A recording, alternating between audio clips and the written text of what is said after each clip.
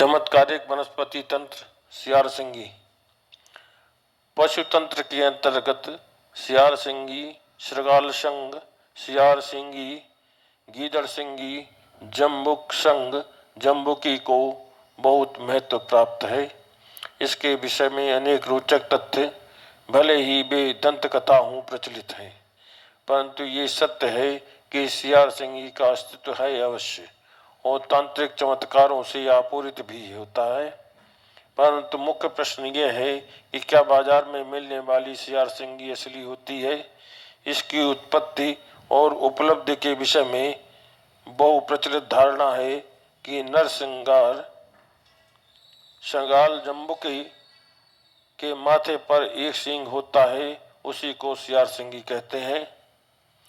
यद्यपि सब सियार एक ही जाति के हैं, सियार ही हैं, परंतु अन्य सभी जीवों की भांति इनमें भी सामान्य रूप से प्रजाति अंतर पाया जाता है। ऐसे ही एक सियार वर्ग है मोतिया सियार। ये अपेक्षाकृत कुछ बड़ा मोटा, फुर्तीला, गहरे रंग का और नेतृत्व के गुणों से संपन्न होता है।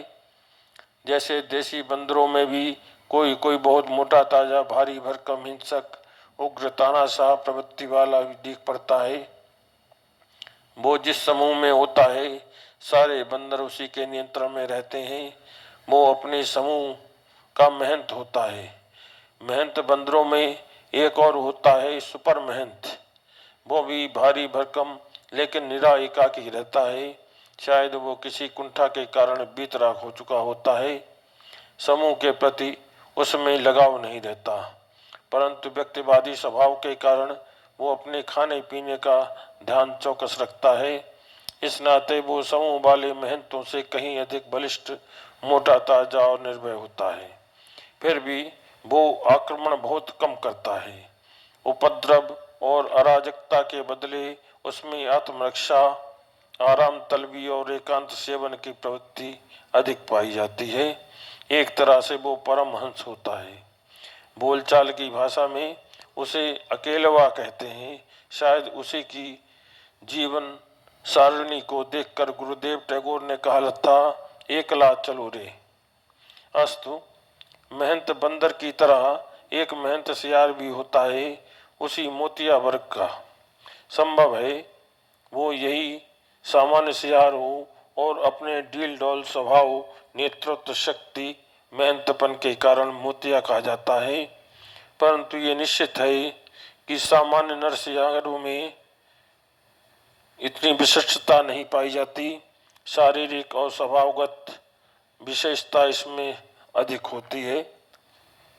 रात में प्रथम पहर के वक्त जंगल में पेट भरने के चक्कर में घूम रहे सियार बोलना बंद कर देते हैं।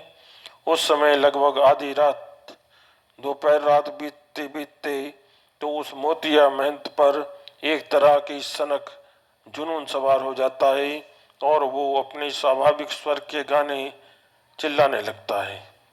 उसका चिल्लाना आरोह अवरोह के साथ बहुत ही संगीतात्मक होता है। उसका वो संगीत आसपास के सियारों के लिए आवाहन गीत होता है। वे सब उसकी आवाज सुनते ही चिल्लाते हुए उसकी ओर दौड़ पड़ते हैं। थोड़ी देर तक प्रचंड कोलाहल मचा रहता है। फिर अन्य सियार तो गाते चिल्लाते इधर उधर हो जाते हैं, परंतु वो महंत अपनी जगह पर ही खड़ा अलाप भरता रहता है। थोड़ी देर बाद अन्य सियार तो वहां से चले जाते हैं। महंत सियार वहीं गिरकर अचेत हो जाता है।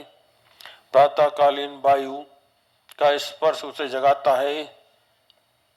उसी के पास सियारसिंगी होती है।